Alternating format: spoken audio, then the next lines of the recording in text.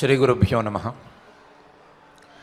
అహంకారం ఇది తలకెక్కినటువంటి వాడికి ఎంత పెద్ద స్థాయికి ఎదిగి వెళ్ళినా, ఎంత పెద్ద స్థాయికి ఎగబాకినా తిరిగి జారిపోవటం అనేది తథ్యం అనే స్థాయిలో ఉండే దుర్గుణం.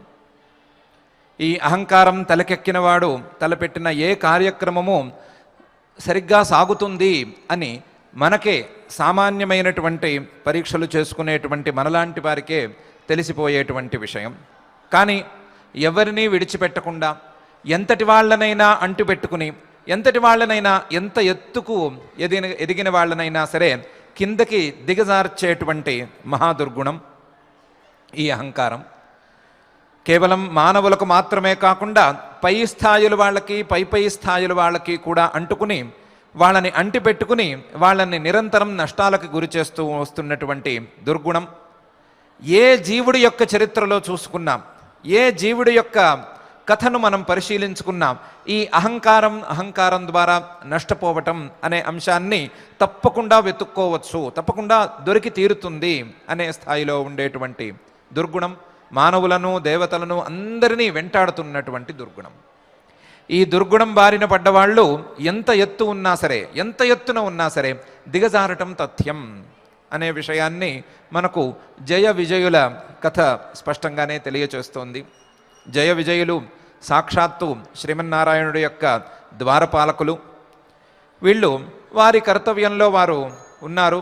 ద్వారపాలకులు అంటే ఎవరో కారు, ద్వారంలోకి ఎవరైనా వస్తే వచ్చిన వారి సంగతి లోపల ఉండేటువంటి స్వామికి విన్నవించి, లోపలికి రమ్మంటున్నారు లేదా కాసేపు ఆగమంటున్నారు అలాంటి విషయాలు మళ్ళీ తిరిగి వీళ్ళకి చెప్పి, వీళ్ళని జాగ్రత్తగా గౌరవంగా చూసుకుంటూ సరి అయిన సందర్భంలో లోపలికి పంపించే విధిలో ఉండేవాళ్ళు. ఈ విధి నిర్వహణను వీరేదో చేసుకుంటున్నారు. స్వామికి చాలా దగ్గరవారు, గౌరవనీయంగా ఉన్నారు. అందులోనూ పేరులోనే జయ విజయ అని ఉంది కాబట్టి నిరంతరం జయశీలులుగా ఉన్నారు, గొప్పవారుగానే ఉన్నారు. కానీ ఒకరోజు అనుకోకుండా సనక సనందన సనాతన సనత్కుమారులు అనే నలుగురు చిన్న పిల్లవాళ్ళు వచ్చారు. నలుగురు చిన్న పిల్లవాళ్ళు కౌపీనం పెట్టుకుని ఉండేటువంటి వాళ్ళు, చిన్న పిల్లల్లా కనిపించేవారు. 7 ఏళ్ళు లేదా 9 ఏళ్ళు మధ్య వయసులో ఉంటుంది అనిపించేలా ఉండేటువంటి వాళ్ళు. వచ్చిన వాళ్ళు చిన్నపిల్లలు అనుకున్నారు జయ విజయులు. వాళ్ళని అడ్డగించారు. అడ్డగించి ఇది స్వామి విశ్రాంతి సమయం, లోపలికి ఎవరూ వెళ్ళకూడదు అని చెప్పారు. వచ్చిన వాళ్ళు పాపం సనక సనందనాదులు వారు మంచివారు అవ్వటంతో అదేం లేదండి, మేము వచ్చామని తెలిస్తే స్వామి పిలుస్తాడు, మమ్మల్ని అడ్డుకోనక్కర్లేదు అని చెప్పారు. చెప్తే వీళ్ళు లెక్క చేయలేదు. పిల్లలే కదా అని చీపో అన్నట్టు మాట్లాడారు. ఇంతే, పెద్దగా జరిగింది కూడా ఏమీ లేదు. ఈ నలుగురికి ఏకకాలంలో కోపం వచ్చింది. నలుగురు తరపున ఒక ఆయన శపించేశాడు. ఏ స్వామికి దగ్గరగా ఉన్నామని మీరు విర్రవీగుతున్నారో ఆ స్వామికి దూరంగా ఉండవలసి వస్తుంది. ఏ స్వామికి మేము చాలా సన్నికృష్టంగా ఉన్నాము, ఏ స్వామికి మేము చాలా దగ్గర వాళ్ళము, స్వామికి విషయాలను నివేదించగలిగినటువంటి సామర్థ్యంలో ఉన్నవాళ్ళము అని మీరు విర్రవేగుతున్నారు, ఆ సామర్థ్యం మీకు పూర్తిగా పోతుంది, మీరు కిందకి దిగజారిపోతారు అని శపించారు. వీళ్ళు భయపడ్డారా లేదా తెలియదు, కానీ లోపలికి స్వామికి మాత్రం వెళ్ళి నివేదించారు, ఇలా జరిగిందండి అని. స్వామి ముక్కు మీద వేలేసుకున్నాడు. ఎంత పని చేశారా? వచ్చిన వాళ్ళు ఎవరు? సనక సనందన సనాతన సనత్కుమారులు. వాళ్ళు ఆజన్మ బ్రహ్మచారులు, బ్రహ్మమానస పుత్రులు, బ్రహ్మజ్ఞానులు. చూడటానికి చిన్నపిల్లల్లా కనిపిస్తారు. ఆ బాల్యం వాళ్ళకి జ్ఞానంతో వచ్చినటువంటి బాల్యం. వారు పెరగరు. సామాన్యమైనటువంటి బాలకుడికి ఏ విధమైనటువంటి ఇంద్రియ వికారాలు లేకుండా ఎలా ఉంటాయో అలా ఉండిపోతారు వాళ్ళు. అందువలన వారి రూపం చూసేవారికి అలా కనిపిస్తుంది. వారి ప్రభావం ముందు ఎవరూ లెక్కలేర్రా, వారితో మీరెందుకు పెట్టుకున్నారు, వారి ముందు మీరు అహంకారాన్ని ఎందుకు ప్రదర్శించారు, వారి శాపాన్ని కదల్చటం అనేది నా వల్ల కూడా అయ్యే పని కాదు, వారి శాపాన్ని నేను కూడా తీయలేను, వారు బ్రహ్మజ్ఞానులు కాబట్టి ఏదో సందర్భంలో నన్ను చూడ్డానికి వచ్చినప్పుడు మీరు అడ్డుకోవటం అనేది మీదే తప్పు, ఈ తప్పుకు మీరు శిక్ష అనుభవించవలసిందే. కానీ ఈ అహంకారం తప్ప మిగతా తప్పులేవి మీలో లేకపోవటం వలన, మీ సాధన స్థాయి సరి అయిన రీతిలోనే ఉండటం వలన మీకు 2 ఆప్షన్ల వరకు ఇవ్వగలను నేను. ఒకటి, నా భక్తులుగా 7 జన్మలు కింద ఉంటారో, లేదా నన్ను ద్వేషిస్తూ 3 జన్మలు కింద ఉంటారో తేల్చుకుని దాని ప్రకారం చేయండి అని అన్నారు. స్వామి చెప్పిన మాట నిజమైన మాటే, వాళ్ళు నిజమైన సాధకులే. వాళ్ళు అన్నారు, మీకు దూరంగా మేము ఎక్కువ జన్మల పాటు గడపలేము, మిమ్మల్ని ద్వేషిస్తూ అయినా పర్వాలేదు, తొందరగా పూర్తి చేసుకుని తొందరగా పైకి వచ్చేస్తాము అని అన్నారు.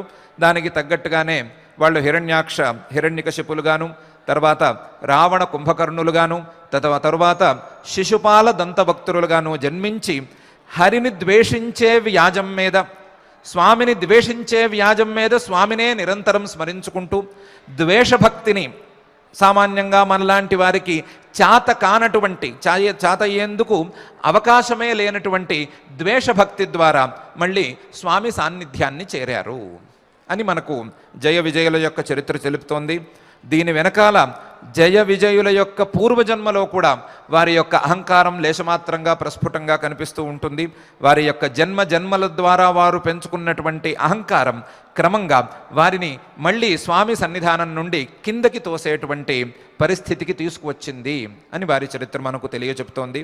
కాబట్టి ఎంత ఎత్తుకు ఎదిగినా సరే, ఎంత పై ఎత్తుకు వెళ్ళినా సరే, అహంకారంతో గనక వ్యవహరించుకున్నట్లయితే ఆ వ్యవహరించిన వాడు మానవుడైనా, దేవుడైనా, దేవతల యొక్క ద్వారపాలకుడైనా, మరొకడైనా, దేవరాజైనా సరే, ఎవరైనా సరే దిగజారిపోవలసిందే అనే విషయాన్ని పరమాత్మ చాలా స్పష్టంగా చెప్పదలుచుకుని దుర్గుణాలన్నిటిలో కల్లా కూడా రారాజు లాంటి దుర్గుణం ఈ అహంకారం అనే దుర్గుణం.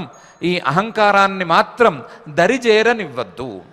అహంకారంతో చేయరాని పనులు చేయొద్దు. అహంకారంతో శాస్త్రవాక్యాలను విస్మరించి ప్రవర్తించవద్దు. అహంకారంతో నా యొక్క ఉపదేశాన్ని మీరి ప్రవర్తించవద్దు. అహంకారాన్ని విడిచిపెట్టుకుని నా యొక్క ఉపదేశాన్ని సరి అయిన రీతిలో అర్థం చేసుకోండి అని అర్జునుడికి, అలాగే అర్జునుడి లాంటి మనందరికీ కూడా ఉపదేశాన్ని నిన్నటి రోజున చేశాడు.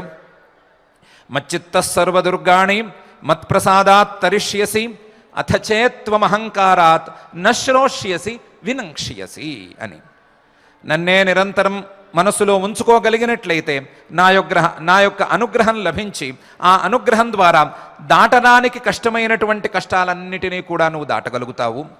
అట్లా కాకుండా అహంకారాత్, నేను స్వతంత్రుణ్ణి, నేను చేసుకునేదేదో నేను చేసుకుంటాను, నేను చేసుకోవడాన్ని మరొకరెవరో ఉపదేశం చేయవలసిన అవసరం నాకేముంది అనేటువంటి అహంకారంతో నువ్వు వ్యవహరించినట్లయితే, నశ్రోష్యసి, నేను చెప్పిన మాట వినకపోయినట్లయితే, వినంక్ష్యసి, నీ నష్టాన్ని నువ్వే కొని తెచ్చుకున్నట్లవుతుంది, లేదా నీవు వినాశోన్ముఖుడివి అయిపోతావు. నీవు పొందవలసినటువంటి ప్రయోజనాన్ని, ఏ జన్మలోనైనా సరే పొందవలసినటువంటి ప్రయోజనాన్ని పొందలేవు అని పరమాత్మ చాలా స్పష్టంగా చెప్పాడు. అహంకారాన్ని మాత్రం దరిజేరనివ్వవద్దు అని చెప్పాడు. అయితే మాకు అహంకారమే ముద్దండి, అహంకారం అనేది మాకు చాలా అలవాటైన భావన, అనుకూలంగా ఉంది, నేను అనుకుంటే బాగుంటుంది, మీరేదో నశ్రోష్యసి వినంక్ష్యసి అని అంటే పోనీ దాన్ని కూడా, నష్టాన్ని కూడా మేము అంగీకరిస్తాము, యాక్సెప్టెడ్, పర్వాలేదు, నష్టం వచ్చినా పర్వాలేదు, మా ఈగోని, మా అహంకారాన్ని మేము వదులుకోలేము అని ఒకవేళ ఎవరైనా అంటారేమో. అహంకారం అలవాటైన వాళ్ళకి అహంకారం ఆత్మవిశ్వాసంలాగా అనుకూలంగానూ అనిపిస్తుంది. ఆత్మవిశ్వాసానికి అహంకారానికి ఉండేటువంటి గీతను సరిగ్గా అర్థం చేసుకోలేక ఇలా మాటలు మాట్లాడతారు. కాబట్టి దీనికి సరి అయిన సమాధానం చెప్పాలి అనే అభిప్రాయంతో పరమాత్మ పై శ్లోకంలో ఇలా అంటున్నాడు. యదహంకారమాశ్రిత్య నయోక్ష్య ఇతి మన్యసే అథ చేత్ మిథ్యైష వ్యవసాయస్తే ప్రకృతిస్త్వాం నియోక్ష్యతి అని. నువ్వు అహంకారంతో ఎవరో చెప్పేదేమింది, నేను వినేదేముంది అని భావిస్తున్నావు. యదహంకారం ఆశ్రిత్య, ఆ అహంకారాన్ని పట్టుకుని, ఆ అహంకారాన్ని ఆశ్రయించుకుని, నయోత్స్య ఇతి మన్యసే, అర్జునుడి విషయంలో నేను యుద్ధం చేయను అని అనటం జరుగుతోంది. ఇతరుల విషయంలో మేము నీవు చెప్పినటువంటి ఉపదేశాలను పాటించము అనటం ఉంటోంది. నయోత్స్య ఇతి మన్యసే, మనసులోనూ ఇదే అనుకుంటున్నావు, నేను యుద్ధం చేయను అని, అలాగే నేను పరమాత్మ యొక్క ఉపదేశాన్ని పాటించను అని అనుకుంటున్నావు. కానీ మిథ్యైష వ్యవసాయస్తే, ఈ నిర్ణయం నీవు అనుకునేటువంటి ఈ నిర్ణయం మిథ్యా, అక్కర్లేనిది, లేదా సరి అయిన నిశ్చయం కాదు, లేదా నీ భ్రమ మాత్రమే ఇది. మిథ్యైష వ్యవసాయస్తే, ఈ నిర్ణయం నీకు పనికిరాని నిర్ణయం, లేదా నీ భ్రమ లాంటి నిర్ణయం. ఎందుకు అంటే ప్రకృతిస్త్వాం నియోక్ష్యతి. నువ్వు నేనేదో ఏటికి ఎదురీత ఈదుతాను, నేనేమైనా చేయగలుగుతాను అని నువ్వు అనుకుంటున్నావు, కానీ నీ యొక్క ప్రకృతి, నీ యొక్క స్వభావం నిన్ను నీ యొక్క కర్మలోనే తీసుకెళ్ళి దించేస్తుంది. నీ యొక్క సహజ సిద్ధమైనటువంటి స్వభావం, సహజ సిద్ధమైనటువంటి ప్రకృతి నిన్ను నీవు చేయవలసినటువంటి కర్మలలోకే తీసుకెళ్ళి దించుతుంది. నీకు తెలియకుండానే ఆ కర్మలలోకి నీవు చేరటం అనేది జరిగేంత స్థాయిలో అది ఉంటుంది అని పరమాత్మ ఈ శ్లోకంలో కొంచెం సూచనాత్మకంగాను, కొంచెం మనం అడిగినటువంటి ప్రశ్నకు సమాధానంగాను రెండు విధాలుగాను చెప్తున్నాడు. ఏమంటున్నాడు? అహంకారం ఆశ్రిత్య, అహంకారమే గొప్పది, నాకున్న అహంకారం నాకు మిగిలిపోవాలి అనేటువంటి అభిప్రాయంతో ఆ అహంకారాన్నే పట్టుకుని వెళ్ళాడుతున్నావు కదా. ఆ అహంకారంతోనే ఎవరో చెప్పేదేమిటి, నేను వినేదేమిటి అంటున్నావు కదా. ఒకవేళ వారు చెప్పింది వినకపోతే నాకు నష్టం కలిగినా పర్వాలేదు అని కూడా అంటున్నావు కదా. నేను స్వతంత్రుడైనటువంటి నేను స్వతంత్రంగా నిర్ణయాలు తీసుకుంటాను, నా నిర్ణయాలకి నేను బాధ్యత వహిస్తాను, ఆ నిర్ణయం ద్వారా నాకు నష్టమే వస్తే రాని అని అంటున్నావు కదా. వీటన్నిటికీ అహంకారాన్ని జోడించుకుంటూ వెళుతున్నావు కదా. యద్ అహంకారమాశ్రిత్య నయోత్స్య ఇతి మన్యసే, నేను చెప్పినట్లుగా స్వధర్మంలో ఉండను అని అంటున్నావు కదా. పరమాత్మ చెప్పటం ఏమిటి, నేను వినటం ఏమిటి, నాకు తోచింది నేను చేస్తాను అని అంటున్నావు కదా. అది యుద్ధం చేయవలసిన వాడి విషయంలో యుద్ధం చేయను అని అనుకోవటంగా ఉంటుంది, లేకపోతే ఆయా కర్మలు చేయవలసినటువంటి వాళ్ళ విషయంలో ఆయా కర్మలను మేము చేయము, పరమాత్మ చెప్పని లేదా వేదవాక్యాలలో ఉండని, ధర్మశాస్త్ర వాక్యాలలో ఉండని, లేదా పురాణ వచనాలు ఉండని, ఏమైనా ఉండని సరే మాకు నచ్చలేదు, మేము చేయలేదు, చేయకపోతే నష్టమా, భరిస్తాము, ఏం పర్వాలేదు, మా నిర్ణయాన్ని మేము సహించుకుంటాము అని అంటున్నారు కదా. కానీ ఈ నిర్ణయం కూడా సరి అయిన నిర్ణయమేమీ కాదు. కాబట్టి ఏషః మిథ్యా వ్యవసాయ, ఇది తప్పుడు నిర్ణయం అని చెప్పుకోవటంలో ఏమీ సందేహం లేదు. రెండవది, మేము మా ఇష్టం వచ్చినట్లు ఉంటాము అని తీసుకునేటువంటి నిర్ణయం కూడా సరి అయిన నిర్ణయమేమి కాదు. ఏషః మిథ్యా వ్యవసాయ, మిథ్యా అంటే తప్పుడు లేదా భ్రమ నిర్ణయము. ఈ నిర్ణయమే సరి అయిన నిర్ణయం కాదు. ఎందుకంటే ఎవరు వారు ఇష్టం వచ్చినట్లు వారు ఉండటం లేదు, వారి యొక్క స్వభావాన్ని అనుసరించి వారు ఉంటున్నారు. వారి యొక్క స్వభావం, వారు జన్మాంతరాల నుండి తెచ్చుకున్నటువంటి సంస్కారం, ఈ జన్మను ప్రారంభించుకోవటానికి వారు మొదలు పెట్టుకున్నటువంటి సంస్కారం, లేదా ఈ జన్మను ప్రారంభించిన తరువాత వారు జన్మలుగా పెంచుకున్నటువంటి సంస్కారం, ఆ సంస్కారం ద్వారా వారి యొక్క క్రియలను చేసుకుంటున్నారే కానీ వారి ఇష్టం వచ్చినట్లేమి వారేమి చేసుకోవటం లేదు. ఒకవేళ వారికి ఇష్టం రావటం అనేది జరిగింది అంటే ఈ సంస్కారానికి అనుగుణంగా జరుగుతోందే కానీ సంస్కారాన్ని దాటి ఏమీ ఉండటం లేదు, వారి యొక్క ప్రకృతిని దాటి ఏమీ ఉండటం లేదు. ఈ సంస్కారానికి వెనకాల ఉండేటువంటి త్రిగుణాత్మకమైన మూల ప్రకృతిని దాటి ఏమీ ఉండటం లేదు. ఈ సంస్కారానికి వెనకాల ఉండే త్రిగుణాత్మకమైన మూల ప్రకృతిలో ఉండే మోహగుణాన్ని దాటి ఏమీ ఉండటం లేదు. ఆ మోహానికి, అలాగే దాని ద్వారా వచ్చేటువంటి సంస్కారాలకు, ఆ సంస్కారాల ద్వారా వచ్చేటువంటి జన్మకు తగినటువంటి శరీరానికి, వీటన్నిటికీ అనుగుణంగా మానవుడు తన ప్రవృత్తిని కలిగి ఉంటున్నాడే కానీ ఇష్టం వచ్చినట్లు ఏమీ ఉండటం లేదు. నేను నా ఇష్టం వచ్చినట్లు స్వతంత్రంగా ఆలోచించి స్వతంత్రంగా ఉంటాను అని శాస్త్రానికి లేదా పరమాత్మ వాక్యానికి ఎదురీదటానికి ప్రయత్నం చేస్తున్నాడు, కానీ అది శాస్త్రానికి ఎదురీదటం కాదు, తన సంస్కారానికి సరి అయిన రీతిలో వెళ్ళిపోవటం. కాబట్టి ఆ విషయంలో ఏమీ భ్రమలక్కర్లేదు. ఎవరు వారి ఇష్టం వచ్చినట్లు వారు నడుచుకోవటం లేదు, వారి యొక్క సంస్కారాలను అనుసరించి వారి సంస్కారాలకు తగినట్లుగా వారు నడుచుకుంటున్నారు. కాకపోతే మానవుడు చేసుకోవలసినటువంటి పని, మానవ జన్మలో చేసుకోవలసినటువంటి పని తన సంస్కారాలలో ఉండేటువంటి చెడు అంశాలను తొలగించుకుని ఆ సంస్కారాలను మంచిగా చేసుకుని బలీయంగా చేసుకుని ముందుకు సాగటం అనేది కాబట్టి తన సంస్కారాలను శాస్త్రీయమైనటువంటి జ్ఞానంతో బాగు చేసుకుని ఆ శాస్త్రీయమైనటువంటి ప్రవృత్తితో తన యొక్క జీవితాన్ని సార్థకం చేసుకోవటం మానవుడి యొక్క కర్తవ్యం కాబట్టి దానికి విరుద్ధంగా దానికి వ్యతిరేక దిశలో పనిచేస్తున్నటువంటి ఈ అహంకారాన్ని, అహంకారం వెనకాల ఉండేటువంటి సంస్కారాలను రెండిటినీ కాస్త తగ్గించుకొని మానవుడు శాస్త్రవిహితమైనటువంటి కర్మలే చేయాలి అనే విషయాన్ని పరమాత్మ బలంగా ఈ శ్లోకంలో తెలియ చెప్తున్నాడు. అందులోనూ అహంకారం ఆశ్రిత్య అని ప్రారంభించడంలో పరమాత్మకు చాలా స్వారస్యమే ఉంది. అహంకారం ఆశ్రిత్య, అహంకారం అంటే నేను మహావీరుణ్ణి, నేను స్వతంత్రుణ్ణి, నేను తలుచుకుంటే యుద్ధం చేయొచ్చు లేదా చేయకపోవచ్చు, లేదా నేను మహావీరుణ్ణి, నేను తలుచుకుంటే ఈ పని చేయొచ్చు లేదా తలుచుకోకపోతే చేయకపోవచ్చు అనేటువంటి అహంకారాన్ని ఆశ్రయించుకుని ఆ అహంకారంతో నేను చేయను అని అంటున్నావు. అలాగా అహంకారం అంటే నేను స్వతంత్రుడైనటువంటి జీవుణ్ణి మాత్రమే కాకుండా ఈ శరీరాన్ని నేను, ఈ శరీరానికి సంబంధించినటువంటి వాళ్ళు నా వాళ్ళు, నా బంధువులను, నా మిత్రులను లేదా నా గురువులను వీళ్ళందరినీ సంహరించేటువంటి ఈ యుద్ధాన్ని నేను చేయను అని నీ యొక్క దేహాభిమానాన్ని, అహంకారాన్ని ఆశ్రయించుకుని మాట్లాడుతున్నావు. ఈ అహంకారం రెండు విధాలుగా ఉండేటువంటి అహంకారం, గర్వరూపంలో ఉండే అహంకారం, దేహాభిమాన రూపంలో ఉండేటువంటి అహంకారం, ఈ రెండు అహంకారాలు నీతో ఈ మాట మాట్లాడిస్తున్నాయి. రెండు అహంకారాలను ఏమాత్రం లెక్క చేయరాదు. ఈ రెండు అహంకారాలకు దూరంగా, ఈ రెండు అహంకారాలకు విరుగుడుగా శాస్త్ర నిర్దిష్టమైనటువంటి సత్కర్మలను మాత్రమే చేయాలి. అలా కాకుండా అహంకారాన్ని గనక ఆశ్రయించుకున్నట్లయితే వెనకాల శ్లోకంలో చెప్పినట్లుగా వినాశము, ఒకవేళ ఆ వినాశం ఇష్టమైనా సరే వినాశానికి బదులుగా ప్రకృతిస్త్వాం నియోక్ష్యతి అనేటువంటి స్థితి రెండు కూడా నీకు దాపురిస్తాయి అని పరమాత్మ ఈ శ్లోకంలో చాలా చక్కగా హెచ్చరిస్తున్నాడు. అహంకారం అలాగే ప్రకృతి అనే రెండు పదాలను వాడటం ద్వారా పరమాత్మ చాలా విషయాలను ఈ శ్లోకంలో సూచన చేస్తున్నాడు.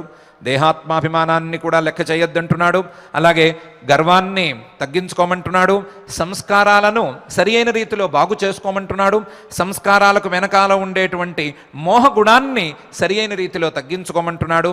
వీటన్నిటికీ శాస్త్ర నిర్దిష్టమైనటువంటి మార్గం ఒక్కటే, అందులోనూ శాస్త్ర నిర్దిష్టమైనటువంటి స్వధర్మాచరణం ఒక్కటే సరి అయిన దారి అనే విషయాన్ని సూచనప్రాయంగా చెప్తున్నాడు. అహంకారాన్ని వదిలిపెట్టుకోమని మాత్రం కంఠత చాలా గట్టిగా ఎలుగెత్తి పరమాత్మ ఉపదేశం చేస్తున్నాడు. ఉపదేశం చేస్తూ యదహంకారమాశ్రిత్య నయోత్స్య ఇతి మన్యసే మిథ్యైష వ్యవసాయస్తే ప్రకృతిస్త్వాం నియోక్ష్యతి అని అంటున్నాడు. దాదాపుగా మొదటి అధ్యాయంలో నయోక్ష్య ఇతి గోవిందముక్త్వా తూష్ణీం బభూవ అన్నప్పుడు నయోక్ష్య అని అర్జునుడు ఏ మాటనైతే పరమాత్మతో చెప్పాడో ఆ మాటకు సరి అయిన సమాధానాన్ని ఈ శ్లోకంలో చెప్తున్నాడు.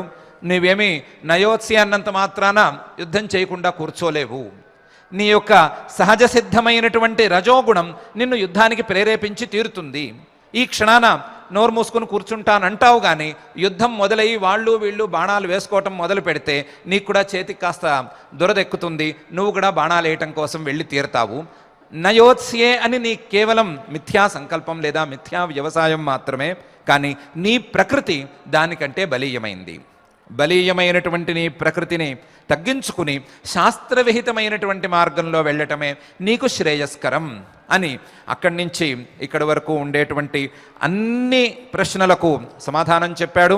నయోత్స్యే అనే మాట తప్పు అనే మాటను కూడా ఇక్కడ స్పష్టంగా చెప్పాడు. ప్రకృతిస్త్వాం నియోక్ష్యతి అనే అంశాన్ని కూడా పరమాత్మ ఇంతకుముందు అధ్యాయాలలో 2-3 సార్లు చెప్పాడు. ప్రకృతియాంతి భూతాని నిగ్రహ కింకరిష్యతి అని ఒక చోట చెప్పాడు. స్వభావస్తు ప్రవర్తతే అని మరొక చోట చెప్పాడు. త్రిగుణాత్మకమైనటువంటి మూల ప్రకృతి ద్వారా కార్యాలన్నీ జరుగుతూ ఉంటాయి అని ఒక చోట చెప్పాడు. గుణాల ద్వారా ఆయా కార్యాలు జరుగుతూ ఉంటాయి అని గుణత్రయ విభాగ యోగంలో చెప్పాడు. చాలా చోట్ల చెప్పినటువంటి అంశాలన్నిటినీ కలగలిపి ప్రకృతిస్త్వాం నియోక్ష్యతి అని ఇక్కడ ఉపసంహార వ్యాజంతో మళ్ళీ ఒకసారి చెప్తున్నాడు. ప్రకృతి అంటే మానవుడు తెచ్చుకున్నటువంటి సంస్కారం, ఆ సంస్కారం మానవుణ్ణి క్రియవైపుగా ప్రేరేపిస్తుంది. మానవుణ్ణి క్రియవైపుగా ప్రేరేపించేటువంటి ఆ సంస్కారం మంచి సంస్కారమే అయితే పెద్దగా పట్టించుకోనక్కర్లేదు. కానీ మంచి సంస్కారం కాక శాస్త్రవిహితమైనటువంటి మార్గంలోకి ప్రేరణ చేసేటువంటి సంస్కారం కాక వేరే రకంగా ఉంటే ఆ సంస్కారాన్ని బాగు చేసుకోవలసినటువంటి అవసరం మానవుడికి ఉంది అని పరమాత్మ అక్కడ మాటల్లోనూ ఇక్కడ మాటలలోనూ చాలా స్పష్టంగానే అంటున్నాడు. ప్రకృతి త్వాం నియోక్ష్యతి అని అంటున్నాడు. అందులోనూ అహంకారం ఆశ్రిత్య అని చెప్పటం ద్వారా పరమాత్మ ఏ దుర్గుణమైనా సరే తొందరగా పోతుందేమో, ఏ దుర్గుణం తాలూకు ఆనవాళ్ళైనా తొందరగా మనస్సుల్లోంచి చెదిరిపోతాయేమో, కానీ ఈ అహంకారం అనేటువంటి దుర్గుణం తాలూకు ఛాయలు ఎంత పైకి ఎగ్గినా సరే, ఎంత పైకి ఎదిగినా సరే మానవుడికి పోవు.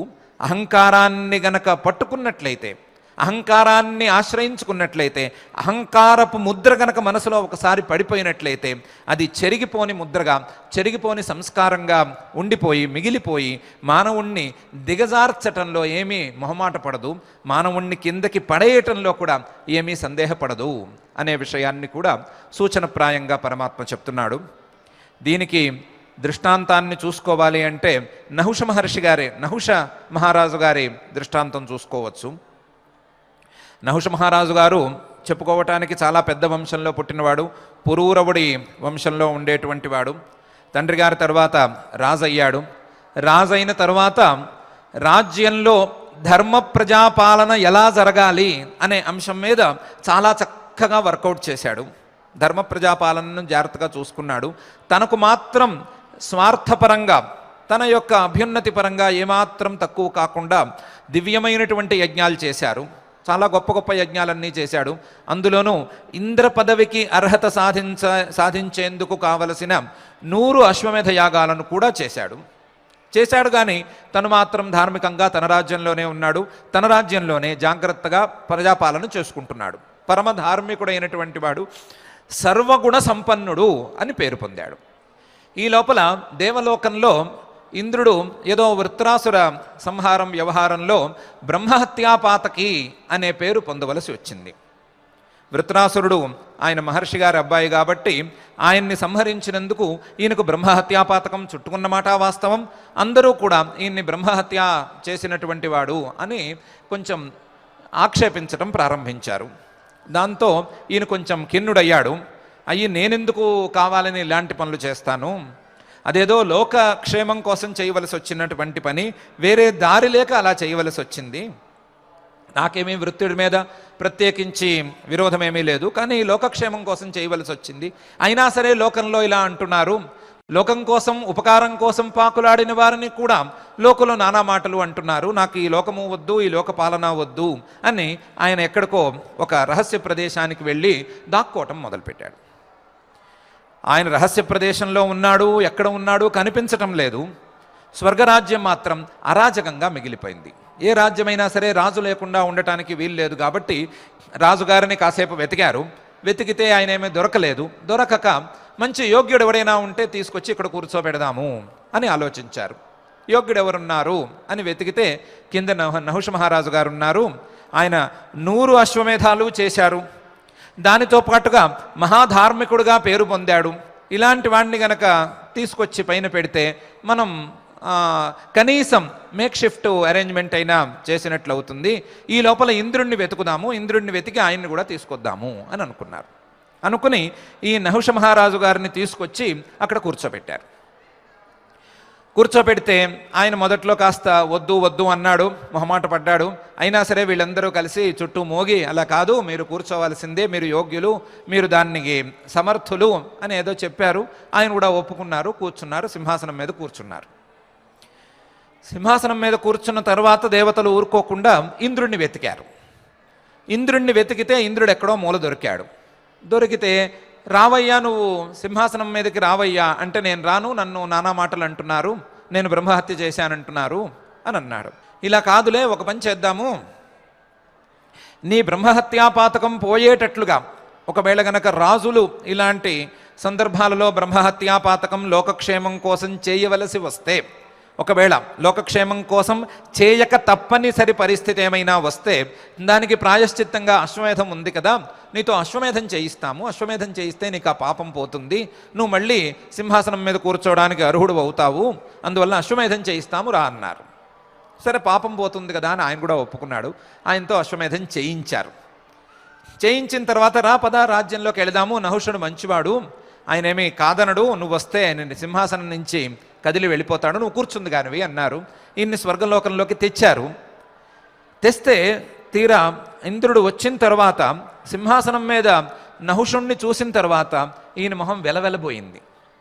ఏమని పోయింది అంటే, నేను కూర్చున్న ఆ సింహాసనం మీద అంత కళగా లేదు, నేను ఈ క్షణాన గనక సింహాసనం మీద కూర్చుంటే ఏమాత్రం కళ ఉండదు, నాకంటే చాలా రెట్లు గొప్పగా ఈ నహుష మహారాజు గారు ఉన్నాడు, చాలా రెట్లు గొప్పగా ఉన్నాడు, సామాన్యమైనటువంటి రీతిలో లేడు, చాలా కళగా ఉన్నాడు, పాలన, సామర్థ్యము, ధర్మబలము, ధర్మ తేజస్సు అన్నీ కూడా చక్కగా కనిపిస్తున్నాయి, ఇటువంటి వాడు ఉండగా నేను మళ్ళీ సింహాసనం ఎక్కడం అసంభవం అని వచ్చిన వాళ్ళతో చెప్పా పెట్టకుండా ఆయన తిరిగి మళ్ళీ భూలోకంలో ఎక్కడో దాక్కోవడానికి వెళ్ళిపోయాడు. దేవతలకి దిక్కుతోచలేదు, ఏమిటిది, ఏదో తాత్కాలికమైన ఏర్పాటు అని నహుషుణ్ణి తీసుకొచ్చి కూర్చోబెట్టారు, ఈయనేమో ఇంద్రుడు శాప లేదా పాపం పోయినా సరే మళ్ళీ రానంటున్నాడు, ఇదేం పరిస్థితి అని వాళ్ళు కొంచెం సందేహపడ్డారు. ఈ లోపల నహుషుడు జాగ్రత్తగా దేవలోక పాలన చేస్తున్నాడు. దేవలోకం అంటే కేవలం దేవలోకానికి పరిమితం కాదు, మానవలోకాన్ని కూడా పాలించవలసినటువంటి బాధ్యత అది. దాన్ని ఆయన జాగ్రత్తగానే నిర్వహిస్తున్నాడు. రాజ్యభోగాలను చక్కగా అనుభవిస్తున్నాడు. భూలోకంలో ఉండే భోగాల కంటే స్వర్గంలో ఉండే భోగాలు ఎక్కువ అంటారు కదా, మనకు తెలుసో తెలియదో కానీ అక్కడ ఎలా ఉంటుందో మనకైతే పరిచయం లేదు, కానీ స్వర్గభోగాలు ఎక్కువ అంటారు కదా. కాబట్టి ఆ స్వర్గరాజ్యంలో అందులోనూ రాజుగా సింహాసనం మీద కూర్చున్నవాడి భోగాలు ఏ స్థాయిలో ఉండవచ్చో ఊహించుకుంటే ఆ స్థాయి భోగాలు అనుభవిస్తున్నాడు. ఆ భోగాలకు అలవాటు పడ్డాడు. అలవాటు పడటంలో భాగంగా చుట్టూ వందిమాగధులు చేరారు, చుట్టూ పొగిడేవాళ్ళు చేరారు. పొగిడి పొగిడి పొగిడి పొగిడి ఆయనలో ఎప్పుడో జన్మలలో కింద జన్మలోనో ఆ కింద జన్మలోనో తెచ్చిపెట్టుకున్నటువంటి అహంకారాన్ని కొద్ది కొద్దిగా పెంచడం మొదలుపెట్టారు. ఆ అహంకారం కొంచెం కొంచెం కొంచెం కొంచెంగా పెరుగుతోంది. పెరుగుతూ పెరుగుతూ ఉండగానే ఒకరోజు ఆయనకి ఎవరో నూరిపోశారు. మామూలుగా ఇంద్రుడు అనేది ఒక వ్యక్తికి పేరు కాదు, ఇంద్రుడు అనేది ఒక పదవికి పేరు.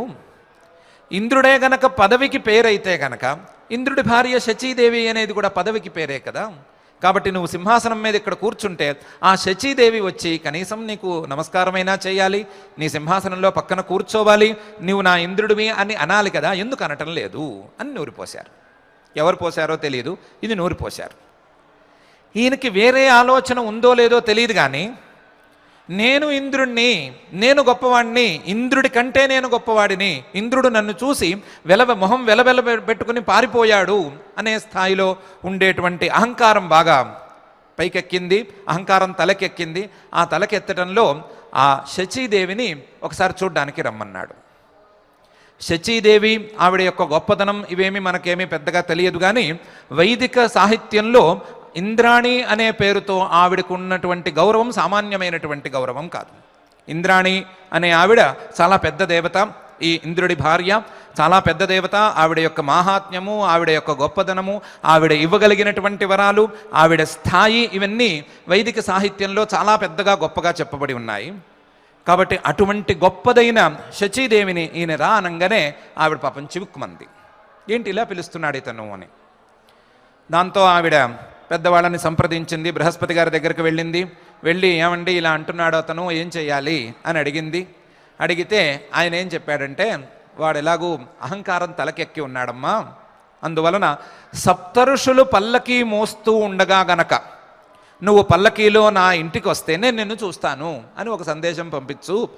ఒక్కసారి గనక సప్తఋషులు వాడి పల్లకీ మోసారు అంటే తప్పకుండా దిగజారిపోతాడు, ఏమీ సందేహం లేదు అన్నారు. ఆవిడ అదే సందేశం పంపించింది. సప్తర్షులు పల్లకి మోస్తూ ఉంటే మీరు మా ఇంటికి రావాలి అని సందేశం పంపించింది. సప్తర్షులు అంటే బక్క చిక్కినటువంటి మహర్షులుగా మనకు తెలుసు, కానీ వారి యొక్క ప్రభావము, వారి యొక్క బాధ్యతలు, వారి యొక్క తపశ్శక్తి మనకెవరికి అర్థమయ్యే రీతిలో ఏమీ లేదు. అలాంటి మహానుభావులు వారు ఈ పనికి ఒప్పేసుకున్నారు. నహుషుడు చెప్పంగానే దేవరాజు ఆజ్ఞాపించాడు అంటే సప్తర్షులైనా ఎవరైనా ఒప్పుకోవాల్సిందే అని ఒప్పేసుకున్నారు. కానీ వారేమి పల్లకి మోయటంలో ఎక్స్పీరియన్స్ ఉన్నవాళ్ళు కారు. పల్లకి కష్టం మీద మోస్తున్నారు. పల్లకి మోయటాన్ని ఏదో విధంగా భుజాల మీద అయితే పెట్టుకున్నారు, కానీ భుజాల మీద పెట్టుకుని ఆ ఓహం ఓహం ఓం అనుకుంటూ సరైన రీతిలో అడుగు వేసే సామర్థ్యం వాళ్ళకేం లేదు. చాలా కష్టంగా అడుగులేస్తున్నారు. వేస్తున్నారు. అందులో ఉండేది 7, సమసంఖ్యలో లేరు. 8 మంది ఉంటే ఒక పద్ధతి, 7 ఉన్నారు. ఆ 7లోనూ చివరివాడు ఒక ఆయన మహానుభావుడు ఉన్నాడు. ఎవరు? అగస్త్య మహర్షి గారు ఉన్నారు. ఆయన మరుగుజ్జు, పొట్టిగా ఉన్నాడు ఆయన. ఆ పొట్టిగా ఉన్నవాడికి ఆ పల్లకి దండం సరిగ్గా అందటం లేదు. అందక పాపం ఏదో తలకాయ కంటే పైకి చేతులు పెట్టుకుని కష్టం మీద నడుస్తున్నాడు, మోస్తున్నాడు. ఆయన ఏమీ వ్యతిరేకత ప్రదర్శించటం లేదు. మోస్తూ ఉంటే పల్లకి సరిగ్గా వెళ్ళటం లేదు. ఈ పొట్టివాడి వలన పల్లకి కాస్త ఇటు అటు కదులుతోంది. కదలటంలో నహుషుడికి కాస్త అసౌకర్యం అనిపించింది. అసలే తొందరగా వెళ్ళటం లేదు, దానికి తోడు పల్లకి కదులుతోంది, ఊగుతోంది అని అసౌకర్యంగా అనిపించి ఒకసారి బయటికి చూశాడు. బయటికి చూసి ఎవరు ఈ పల్లకి ఇలా నడవటానికి కారణం అని చూస్తే పొట్టిగా ఉండే మహానుభావుడు కనిపించాడు. ఆయనకి పొట్టిగా మాత్రమే కనిపించాడు. ఆయన కళ్ళకి, అహంకారంతో నిండి ఉన్న కళ్ళకి పొట్టిగా మాత్రమే కనిపించాడు. ఈయన మహానుభావుడు అని కనిపించలేదు. ఎవరది? సముద్రాన్ని ఒక చేతిలో పట్టుకుని ఒక్కసారి గుటుక్కుమని మింగినటువంటి మహానుభావుడు. ఎవరది అంటే ఇల్వలుని వాతాపిని ఒకసారి కడుపులోకి మింగితే జీర్ణం అంటే జీర్ణం చేసేసుకున్నటువంటి మహానుభావుడు. ఎవరది అంటే అమ్మవారిని తన యొక్క శ్రీవిద్యా ఉపాసనా మాహాత్మ్యంతో ప్రత్యక్షం చేసుకోగలిగినటువంటి మహానుభావుడు అది. అలాంటి వాణ్ణి ఆయన తిట్టడం కాకుండా ఎడంకాలతో తన్నేశాడు. ఎడంకాలతో తన్నేటప్పుడు ఏమన్నాడు? తన్నినా ఒకవేళ ఈయన ఊరుకునేవాడేమో సర్ప అని అన్నాడు. సర్ప అంటే జరుగు అని, తొందరగా జరుగు అని సర్ప అన్నాడు. ఈయనకి అప్పటికే చాలా కోపం నషాళానికి ఎక్కింది. అతని పుణ్యబలమంతా తగ్గిపోయింది అనే విషయం తెలిసింది. ఎప్పుడైతే సప్తఋషులతో పల్లకి మోయించుకున్నాడో, ఎప్పుడైతే సప్తఋషులని కాలితో తన్నటానికి కూడా సిద్ధమయ్యాడో, ఎప్పుడైతే సప్తఋషులలో ఒకడిని సర్ప అనటం మొదలుపెట్టాడో అతని పుణ్యమంతా దిగజారిపోయింది, అహంకారంలో కలిసి మట్టి కొట్టుకుపోయింది అనే విషయం ఈయన గమనించి నన్ను సర్ప అన్నావు కాబట్టి నువ్వు సర్పంగా భూలోకం మీద పడిపో అని అక్కడికక్కడ శాపం పెట్టేశాడు. సర్పంగా భూలోకంలోకి పడుతున్న నహుషుడు పడుతూనే ఈ అహంకారాన్ని కొంచెం దిగమింగుకుని, లేదా ఈ అహంకారానికి ఫలితాన్ని అనుభవించేశాడు. కాబట్టి పడుతూనే అగస్త్య మహర్షి గారిని ప్రార్థించాడు. ఇదేం పరిస్థితి నాకు అని. ఆయన కూడా కాస్త జాలి చూపించాడు. ఎందుకంటే పాపం కింద స్థాయి వాణ్ణి సరిగ్గా చూసుకోకుండా, ట్రైనింగ్ అది ఇవ్వకుండా ఇంద్రుడి సింహాసనం మీద కూర్చోపెట్టడం అనేది చిన్న తప్పేమీ కాదు కదా. ఏదో మేక్-షిఫ్ట్ అరేంజ్మెంట్ నుంచి చాలా పై కాలం వరకు ఎక్కువ కాలాల పాటు ఆయన అంతవరకు రాజ్యం చేయటం, అందులోనూ అహంకారం లేకుండా సాత్వికమైనటువంటి గుణాలు సరి అయినటువంటి విధానంలో తెచ్చుకుని చేసుకోవటం అనేది ఎవరికైనా కష్టమేది కదా. పాపం సాధారణ మానవుడు మంచి సాధన చేసుకుంటున్న వాడిని తీసుకొచ్చి ఇలా పైన పెట్టి మళ్ళీ తప్పు చేశామని కిందకి తోయటం కూడా కొంచెం తప్పే కదా అని ఆయన కూడా కాస్త జాలిపడి పోనీలే, కింద పడతావు, సర్పంగా పడతావు, ఒక అజాత శత్రువు ఒక ఆయన వస్తాడు, ఆయన అజాత శత్రువు, నీకంటే చాలా చాలా గొప్పవాడు. ఆయన వచ్చి నీ ప్రశ్నలకు సమాధానం గనక చెప్పినట్లయితే, నీ ప్రశ్నలకు సమాధానం చెప్పిన మరుక్షణం నీకు శాప విముక్తి జరుగుతుంది అని శాప విముక్తిని అక్కడికక్కడ చెప్పాడు. దాని ప్రకారం ఈయన నహుషుడు కింద సర్పంలా పడిపోయాడు. ఒక మడుగు దగ్గర జాగ్రత్తగా కాపలా కాచు కూర్చున్నాడు. పాండవుల్లో ఒకరోజు సహదేవుడు నీళ్లు తాగడానికి ఆ మడుగు దగ్గరకు వస్తే సహదేవుణ్ణి పట్టుకున్నాడు. ఆ తర్వాత నకులుణ్ణి పట్టుకున్నాడు. ఆ తర్వాత అర్జునుణ్ణి, ఆ తర్వాత భీముణ్ణి పట్టుకున్నాడు. 4 తమ్ముళ్ళు రాకపోవటంతో ధర్మరాజు గారు అక్కడికి వెళ్ళారు. ధర్మరాజు గారికి అజాత శత్రువు అని పేరు ఉంది. ఆయనకి ఎవరి మీద శత్రుత్వం లేదు. ఆయన్ని ఎవరైనా శత్రువులు అనుకుంటే అనుకోవచ్చు గాక, అనుకున్నవారు అనుకున్నట్టు పోనీ కానీ ఆయన మాత్రం ఎవరిని శత్రువులు అనుకోరు. కాబట్టి ఆయనకి అజాతశత్రువు అని పేరు ఉంది. ఆ అజాతశత్రువు అయినటువంటి ధర్మరాజు గారు వచ్చారు. వచ్చిన తర్వాత ఆయన కొన్ని ప్రశ్నలు ఆయన్ని వేశాడు. దానికి సమాధానాన్ని ఆయన వేసిన ప్రశ్న కంటే చక్కగా ఆయన చెప్పారు. నహుషుడికి శాప విముక్తి జరిగింది అనేది ఆ నహుషుడు యొక్క వృత్తాంతం.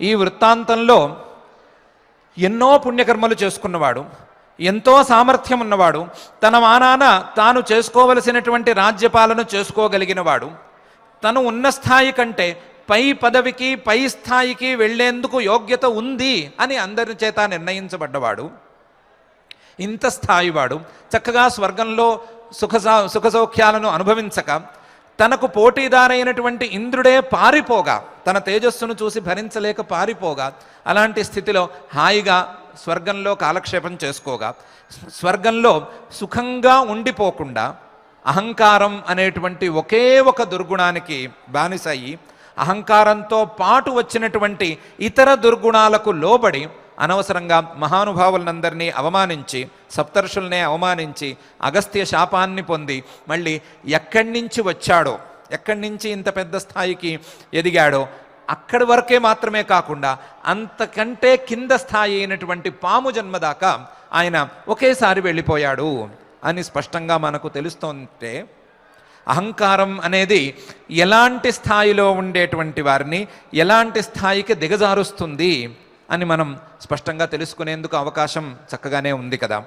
కాబట్టి ఇలాంటి అహంకారాన్ని, ఎంత పెద్ద స్థాయిలో ఉన్నా దిగజార్చేసేటువంటి అహంకారాన్ని, అందులోనూ శాస్త్రవాక్యాలను ఎదిరించేటువంటి అహంకారాన్ని, పరమాత్మ వాక్యాన్ని ఎదిరించేటువంటి అహంకారాన్ని, ధర్మాన్ని ధిక్కరించేటువంటి అహంకారాన్ని కొంచెం కూడా ప్రోత్సహించుకోకూడదు అనే విషయాన్ని పరమాత్మ చాలా స్పష్టంగా చెప్పదలుచుకుని అథచేత్వమహంకారాత్ న శ్రోష్యసి వినంక్ష్యసి అని ఒకసారి చెప్పి కూడా, అథచేత్వమహంకారాత్, నువ్వు కనుక అహంకారంతో నేను చెప్పింది వినకపోతే వినాశాన్ని కొని తెచ్చుకుంటావు అని ఒకసారి చెప్పి కూడా, నువ్వు అహంకారం ఆశ్రిత్య, నువ్వు అహంకారాన్ని ఆశ్రయించుకుని, యదహంకారం ఆశ్రిత్య నయోత్స్య ఇతి మన్యసే మిథ్యైష వ్యవసాయస్తే ప్రకృతిస్త్వాం నియోక్ష్యతి అని మరొకసారి నీ అహంకారం నిన్ను పని చేయనివ్వదు. నీ అహంకారం ద్వారా నువ్వు అనుకున్నట్టు నువ్వేమీ చేయలేవు. నీ అహంకారం కంటే కూడా నీ స్వభావం, నీ సంస్కారం, నువ్వు తెచ్చుకున్నటువంటి జన్మజన్మల సంస్కారం ఇంకా చాలా బలీయమైనవి అనే విషయాన్ని చెప్తున్నాడు. చెప్పి ఈ అహంకారాన్ని, ఈ కుసంస్కారాలని రెండిటినీ కాదని శాస్త్రవాక్యాలను మాత్రమే, పరమాత్మ యొక్క ఉపదేశాలను వాక్యమే, వైదికమైనటువంటి జీవన విధానాన్ని మాత్రమే అనుసరించవలసిందిగా ఒక బలమైన సందేశాన్ని, ఒక దృఢమైనటువంటి ఉపదేశాన్ని పరమాత్మ ఇస్తూ అహంకారాన్ని తగ్గించుకొని శాస్త్ర నిర్దిష్టమైనటువంటి మార్గంలోకి ప్రవేశించమని మనందరినీ ప్రోత్సహిస్తున్నాడు. ఏమైనా సరే, ఎంత కాదన్నా సరే, అహంకారం అనేటువంటి తీయటి భావనను వదిలిపెట్టుకోవడం చాలా కష్టమైనటువంటి వ్యవహారం. అహంకారం నేను నేను నేను అంటే నాలుకకు ఎంత తీయగా ఉంటుంది, నేను గొప్ప అంటే నాలుకంతా ఎంత హాయిగా ఉంటుంది, నన్ను మించిన గొప్పవాడు లేడు అంటే నోరంతా ఎంత చక్కగా అమృతంతో నిండినట్టు ఉంటుంది. ఇదే భావన మనసులో ఉంటే ఆహాహా ఎంత సంతోషంగా ఉంటుంది.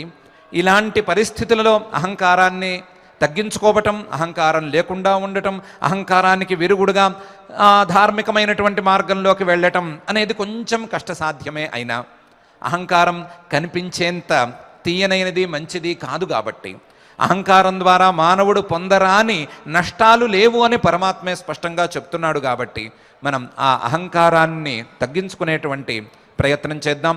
ఆ అహంకారం గర్వరూపమైనటువంటి అహంకారం ఒకవైపు, మరొక వైపు దేహమే నేను అనేటువంటి అహంకారం మరొక వైపు, ఈ రెండు రకాల అహంకారాలను తగ్గించుకునేటువంటి ప్రయత్నం చేసుకుందాం. రెండు రకాల అహంకారాలను తగ్గించుకుని పరమాత్మ చెప్పినటువంటి ధార్మికమైన జీవన విధానాన్ని గడిపేందుకు మనం ఒక సంకల్పాన్ని చేబూనుదాం. మన యొక్క సంస్కారాలన్నీ కూడా వాటికి అనుకూలంగా ఉండాలి అని కేవలం ధర్మం వైపుగా మాత్రమే మన బుద్ధులు ప్రసరించేటట్లుగా మన సంస్కారాలు పనిచేయాలి అని ఆ అఖిలాండకోటి బ్రహ్మాండ నాయకుడు దేవదేవుడు శ్రీ వెంకటేశ్వర స్వామి వారిని భక్తిగా ప్రార్థించుకుందాం.